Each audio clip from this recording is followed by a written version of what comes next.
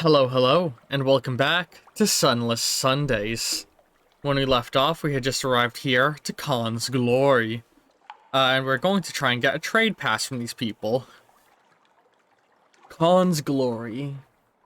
By the way, it's a new recording session, so forgive me if I'm a little dumb or if if I forget to do things I said I was gonna do. Here are the places of the Khan and his court, each a fortress to itself. Sleek lords and ladies in... Oh my god, indigestion. Why are you hitting me right as I start recording? I lost him. Sleek lords and ladies in belted robes, breakfast on the balconies. An unlikely antelope peeks at you from a park. Guns rotate easily on motorized gimbals. I can read. Offer a gift to leopard. I would need, is that coffee? Dark drop coffee, yep. Petition for access to the Nephirite quarter. I would need more favor with the leopards. Offer a gift to Tiamat. Ooh. I want to hold off, because I don't know exactly how good those pearls are for other things, and how much I want to invest into the Khan. Plead your case with the Tiamat. Tiamat's mercy needs to be 3. Cruise past the clan's palace. That's a port report. Ask leopard contact to intercede with the Tiamat. Tiamat.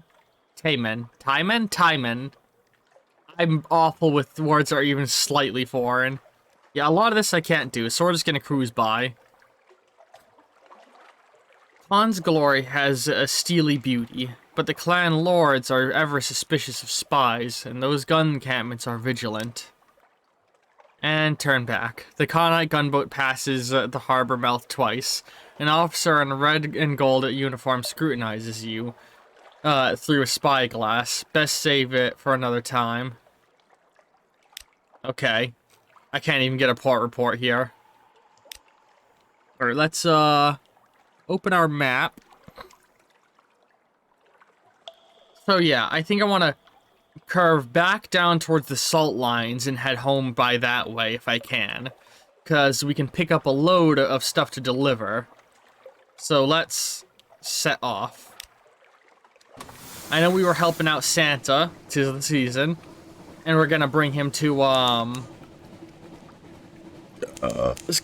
Island, because I know where that is, because that's a defined location, and I've learned it in previous playthroughs.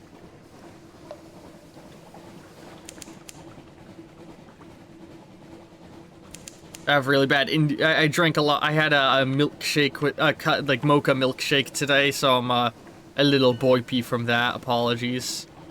There's an island there. Or a rock. Let's... Lick a Monkey Craig. Oh shit, a maelstrom. Alright, we wanna, yeah, take this angle anyway, more or less. Du Bois. Or dubious? I can read. I'm sorry, I'm so stupid. Pigmote Isle. Some distance to the southwest. I think we're looking right at it. Yep, okay. Wow, right next to the Khan from the look of it. Like, I can see both islands with ease. Because Khan's Glory, so the whole game is drawn in like a grid, more or less. And an island can be placed anywhere within the, like, I'll get a grid tile assigned. And the island is more or less predefined. In Khan's Glory, or the Khan's cell, which you can see, like, the bottom of it is pretty much right here. And the top of it would be right around here, and the sides there. It completely fills its cell. Like, it fills its cell more than anything else, except for maybe Port Cecil comes close. Alright, got another secret. Saints Haven. Alright. Let's stop off here. And this is a location I know very well. It's my favorite island I've ever visited in my old playthroughs in my free time, so I've visited it in every run I've ever done of this game. Pigmote. 2 houses, both alike in dignity. I don't think the shops are there. Yeah, nah. On a lonely desert beach, there is no habitation in sight. No market, only an old, rotting dock. A stretch of sand thickens into damp black earth, from which sprout stunted palms? Not quite. Tall fungal growths with frond-like caps, as if someone had sculpted the idea of a tree from a mushroom. I think we've heard about that in other places. Disembark and see what awaits us. Yeah. So unlock when Pigmote Island progress of a nation is nothing. War? You step on the quay and hear a clamor, shouts, and shooting. You can see, off in the distance, smoke rising from beyond the hill, and dots of fire flecking the horizon. 2 tiny figures stand a little further down the quay, unmoving, as if waiting for your approach. A literary interlude. So I believe this is one of the first things added post-launch. I could be wrong on that. You'll have to fact-check me, but I think this is added post-launch and is like... It's one of the very well-fleshed islands, in my opinion. But I'm sure the other islands are more well-fleshed, I just haven't explored them well. The following is an extract from the popular Diary of a Z Captain, from London to Irem, and what we did there before we arrived. Washed ashore on Mutton Island, and subsequently serialized in the Unexpurgated Gazette. The author's identity remains unknown. The Tale of Pigmote Isle, in which a delegation is made, a choice is presented, war is declared, a most singular treasure is sought by all, and a new empire is founded with tooth and claw. The Tale of Pigmote Isle, in which oh wait, I've already read that part. Chapter 1. The Delegation. The figures were rodents. To my left, hang on, we should read this in the kind of voice Olivia had, or Olive has. I've thought more about, hang on, I'm gonna geek about Olive a little bit, because I've been thinking about this character in my head in between recording sessions a little bit more. So, you know, Olive was born a criminal, or was born a street rat. My father was unknown to me. I've heard many a tall tale from my mom. From a spy to a Z captain to a war hero, she told it all.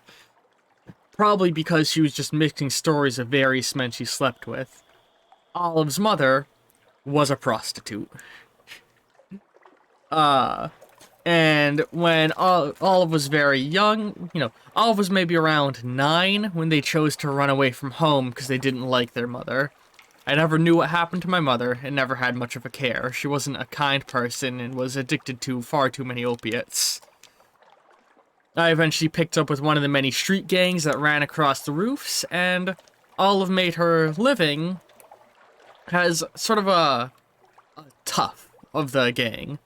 When other kids tried to press into our territory, Olive was the first to throw rocks.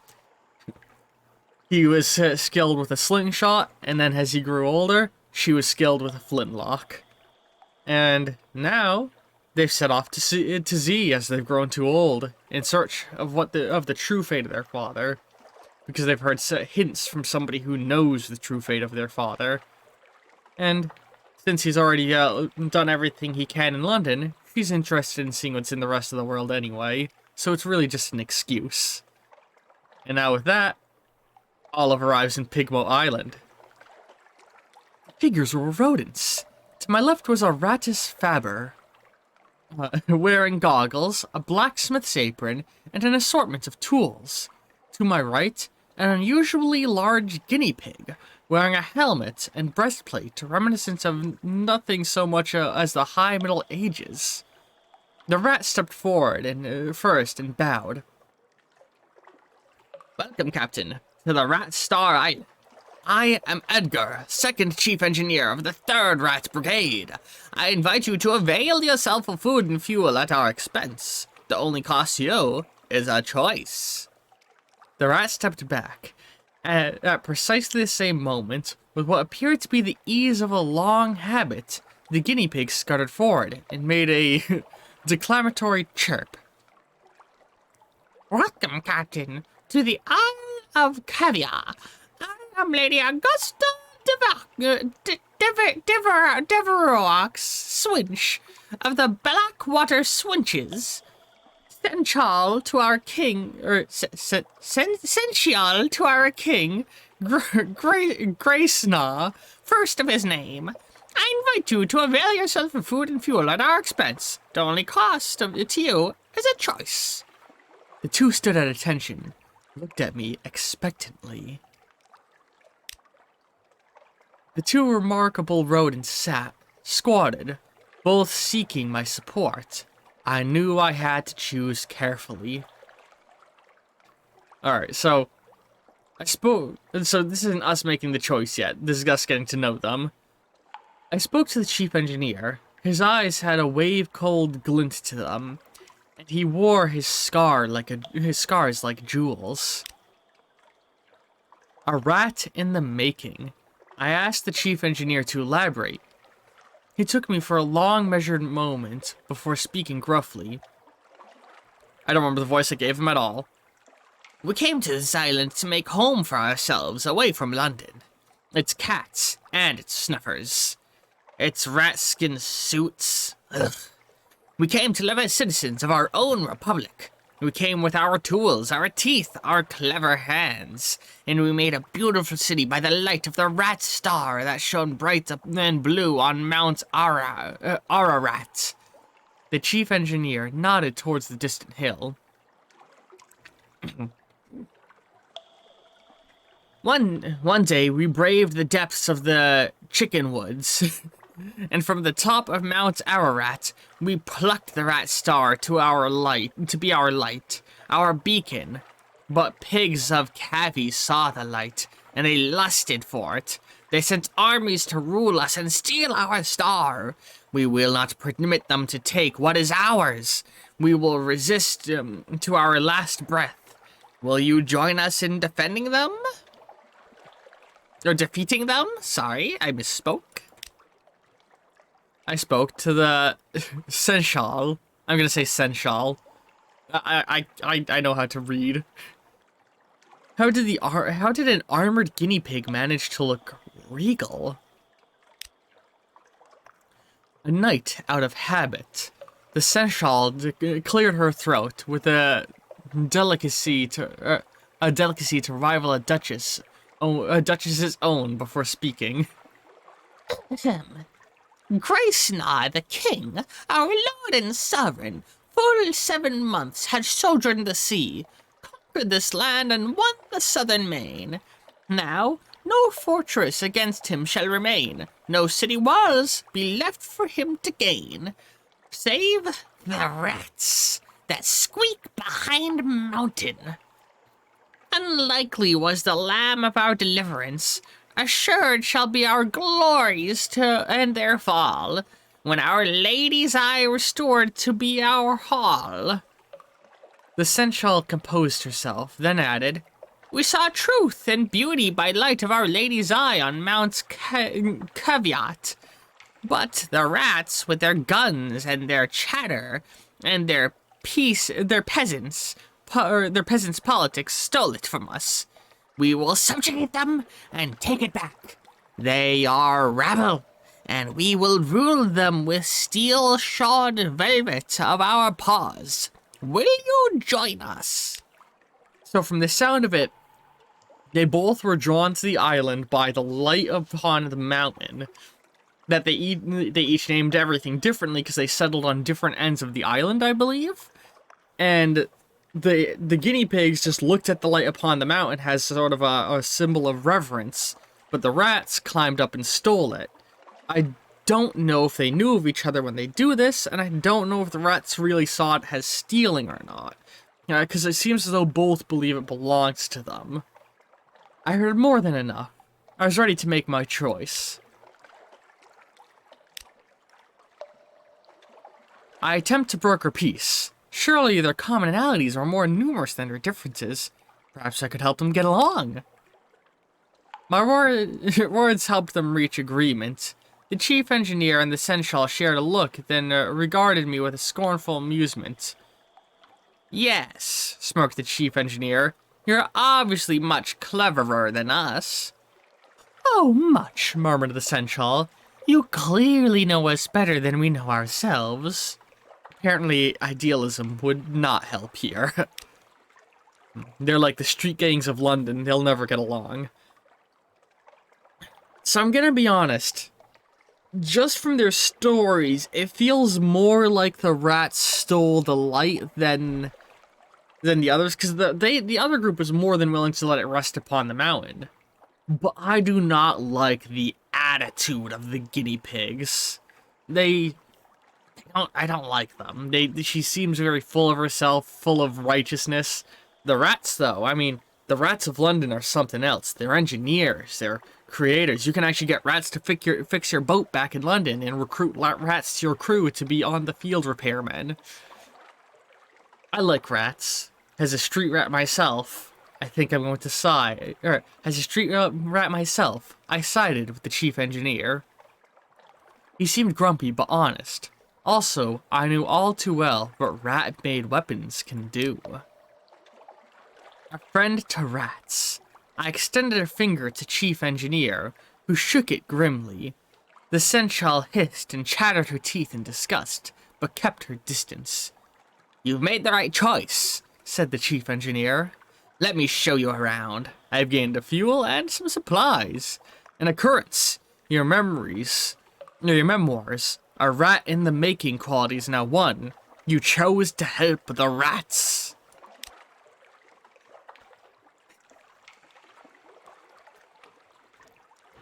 The chief engineer led me to the northern side, chapter 3, Rat in the Making. I missed chapter 2 somehow.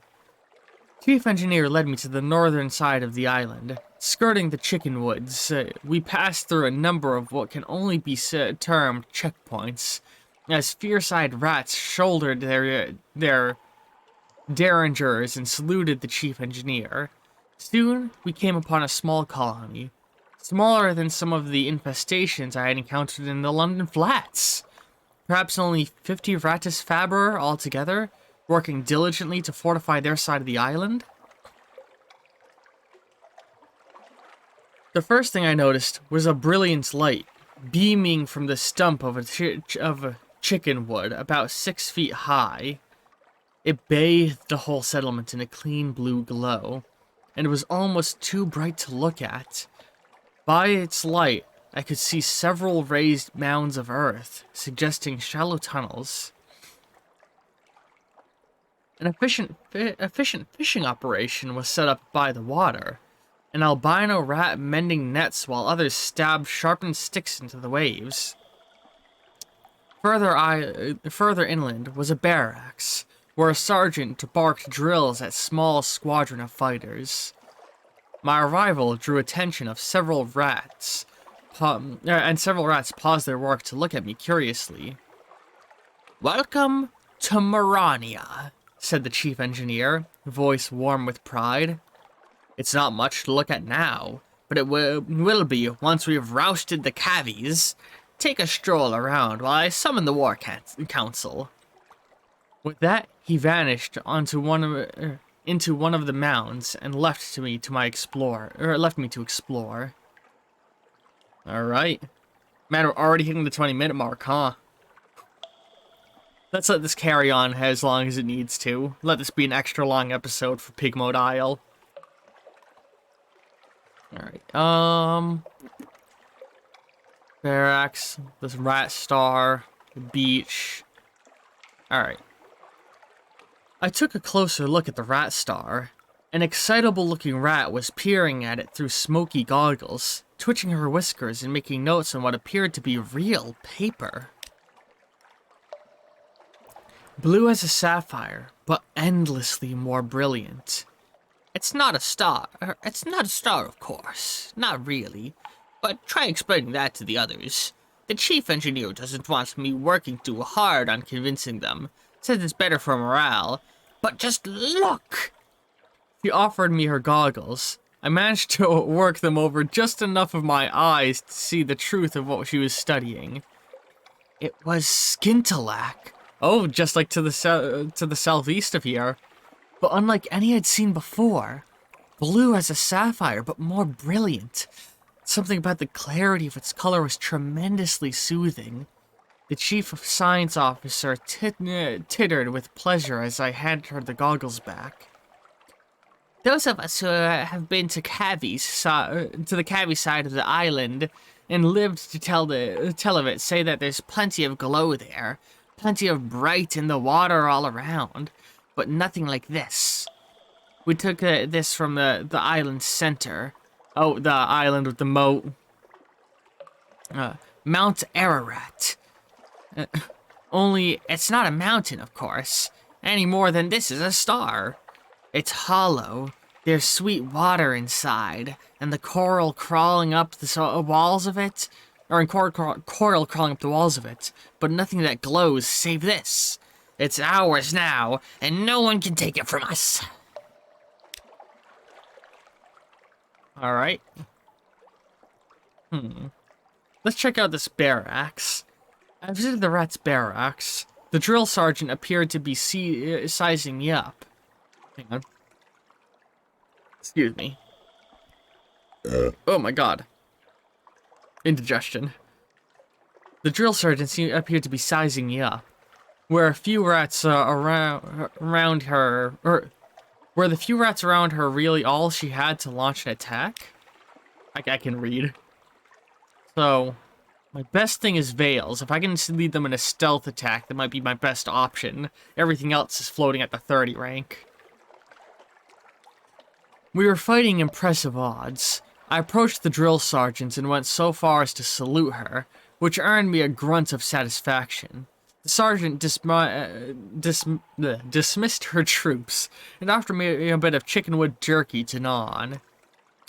There are more of us below ground, she explained, but not enough. The caviars are bigger, and there are more of them. We're better with weapons, but we've got the stuff to make them with. We haven't got the stuff to make them with. Most of us came here stowaways and brought nothing but food, tools, and the fur on our backs. We can fish, and we nibble the chicken woods, but we can't make guns out of trees. The cavies came with their own steamer, and seem to have endless supplies. We raid them sometimes, but there's so few of us, and we can never hold on to territory gained for long. But that's of no consequence. All we want is to be left in peace to build our republic and the Rat Star, she added, thoughtfully after a moment. Of course, we want that too. So, yeah, that's the Cavi settlement. Looks much bigger, honestly.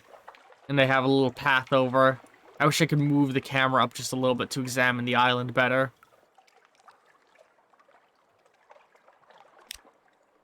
Alright, now let's go over to the beach. I head down to the beach. Whoever heard of a rat mending a net? Where the green billows played, an albino rat smiled at me from his mending work, looking dainty and a little shy. Chickenwood floats, especially when it's dried out and sealed. So we're able to paddle out a bit and cast our nets. We come up with all sorts of things. Blind fish, crabs, sometimes a chunk of broken tentacle. But the fish would never be so good without the Rat Star, he beamed. I think it only draws good fish, and keeps the scary ones at bay. I know the chief science officer doesn't believe it, but I do. And that light is our livelihood. So, I'm guessing this must be the chickenwood over here. You know, I feel like a lot of the other islands are shrunken scale, just to get the message across of what they have going on. I don't think this one is. I think this one's accurate in size. Oh my god, actually, it just clicked. know what? Maybe things aren't shrunk in scale, because I never considered the actual size of my boat. That's holding 10 people on it. It just clicked how zoomed out the camera really is for me. I never thought about it too hard. Holy fuck. So those guinea pig are living in giant homes. God, they built themselves mansions. Alright. I finished my exploration. The bells of war council rang. I was summoned. The chief engineer emerged from underground with a motley of Chapter 4, The Vital Enterprise. The chief engineer emerged from underground with a motley assortment of other rats. He introduced them as weapons experts, strategists, and field commanders. So, you're going to help us beat up the cavies, he said. Oh, no, I thought this was a new person. So, you're going to help us beat up the cavies, he said. I heard an edge to his voice. But how exactly? Strategic assistance, take the lead. Yeah, oh my god, 81. I offered my strategic assistance. I fought many a brawl within the streets of London against the other gangs. I was usually at the front of it, but I learned more than enough about the background work that the other gangs did. We engineered a distraction that the LBs could use to plunder the Cavi's ship and turn the tides in their favor. Then that seems like the rat way anyway. A questing beast. I dressed up one of me sailors in a mess of shabby clothes, smeared with prisoner's honey, and instructed him to roll around in the black earth of the island. Soon, we had a glorious mud monster send thrashing through the chicken woods towards the Cavies. The distraction worked perfectly. The Cavies diverted their forces towards the makeshift beast, leaving the rats with very little opposition as they plundered the grounded ship. They returned triumphant, as did my sailor, laughing, having led the Cavies on a merry chase. Within a few hours, the rats' diligence had resulted in the building. This is hilarious. In the building of a remarkable cache of weapons, with which we successfully routed the enemy. The rats, ever egalitarian, shared their spoils in addition to the promised food and fuel. Okay, our Veil challenge succeeded. Hail, Marania. 2 houses alike in dignity. Not that this is saying much, mind. Pigmote Isle's might is now 4, vulnerable. Pigmote Isle's civilization is now 5, unexceptional. Their spirit is 3, conflicted. They gave us some parabola linen. God, sorry, I have some bad heartburn. A bale of parabola linen whose pluck flocks from the banks of the rivers that... God, hang on. A bale of parabola linen who plucks the flax from the banks of the rivers that flow through sleep. There we go. Some skintillac. Coral that glimmers as if in moonlight. It makes marvelous jewelry or a terribly expensive tea. Wow, tea, that's interesting. And 10 fuel. Ooh. So, this is what I love. This is where the true fun of Pigmote comes.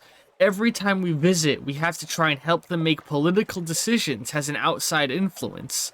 And if any one of their qualities here drops down, civilization crumbles. If they run out of might, they're attacked and enslaved, I believe. I could be wrong. Either that or revolution breaks out and they'll fight each other. I don't remember. So right now they're very vulnerable. Their civilization quality is how advanced they are as a civilization, which right now they're basically just some ragtag survivors on an island, and their spirit is how much faith and joy they have, and they're very conflicted because they're still fresh off a revolution. You know, they haven't had time to build up, they're fresh off a revolution, and they've barely been able to build their weapons, and they're still just rats. They don't have much to defend themselves with. The House of Cavi had fallen, Chapter 5, A Nation is Born. The House of Cavi had fallen. Morania was triumphant. All that remained were the celebrations and the continuation of our voyage. Oh, how we feasted long into the night then. So I can invite one of them to join us. Which they would be, I think we need a chief engineer, and I think that's what they might become. I intercede on behalf of the Cavies. Darkroids.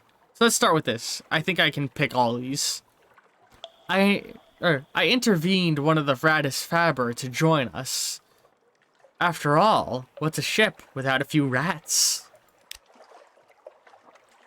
Yeah. Welcome aboard. The chief engineer couldn't leave his colony, but he relayed my request to his people. The albino rat I saw mending nets shyly stepped forward.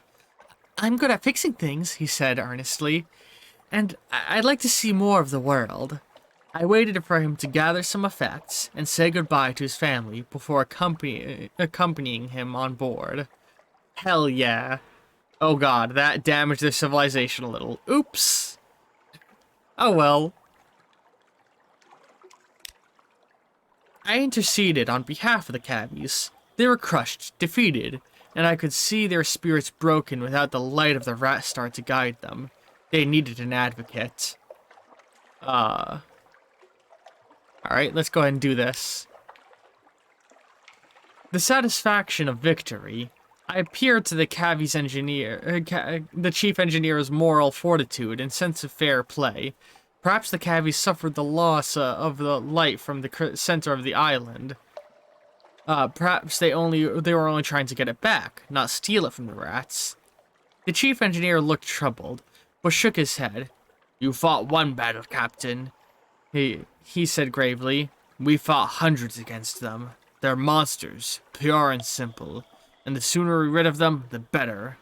Rid of them? I saw by the light of the scintillac a dozen rats using the steam pinnacle supplies to build something that looked remarkably like a sausage machine. Oh, fuck. And that lowered their morale. Oops.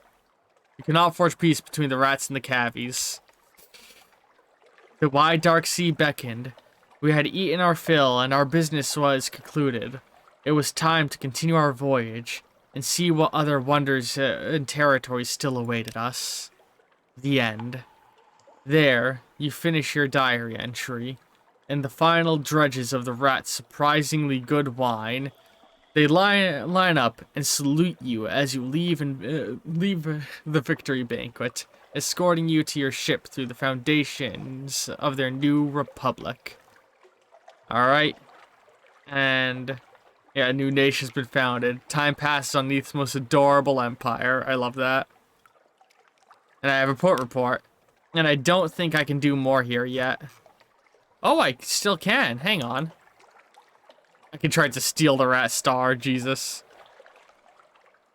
Oh, but apparently I have good enough might to hold me off. That's fucked up, so I can sabotage them to steal their star. Which I wonder... Hang on.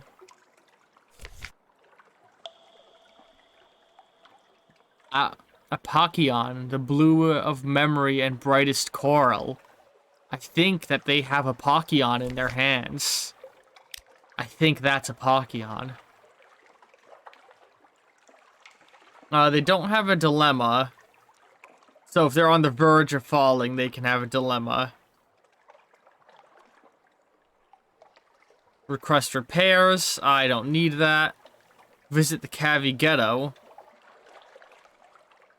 Let's go ahead and do that. Visit the Cavi Ghetto. Morania has not been kind to their enemies. Ooh, look at him! The survivors of the war had been sent to this swamp. There, they ponder their failure. Rat guards patrol from atop spiked walls, passing the time by pelting the mud-slicked guinea pigs with sharp rocks. Jesus fuck. I can smuggle food to them. And I can attempt to broker a union, but there's not enough spirit to do that. And I can assist in a Cavi revolution, but that will probably lower that. This guarantees you the rat stall, but it will cost 5 veils. Oh my god, it lowers my veil and gives me the start. Give us your cunning. We will help you steal the lady's eye. The loss will crush their resolve. Yeah, let's not do that. Smuggle food to the ghetto. I think that's a good idea. Hang on, how much will it cost me? 2? I think I can just about survive that. Can I? Yeah, let's do it. Because I want to raise their spirit anyway. The cabbies have little little to offer except their gratitude. Here you go. The delivery concludes and an inspection by the rat. The delivery coincides with an inspection by the rats. The ranking engineer is willing to search even the hairless advisor for contraband. He orders the cabbies assembled and has the food burned in front of them. A pair of guards fan the smell into their faces. Oh no. Better than the vermin deserves, declares the rat, turning to address the whimpering crowd. I hope you enjoy your meal. You will see no more charity from your betters. I feel like I picked the wrong side. Oh god, I feel terrible.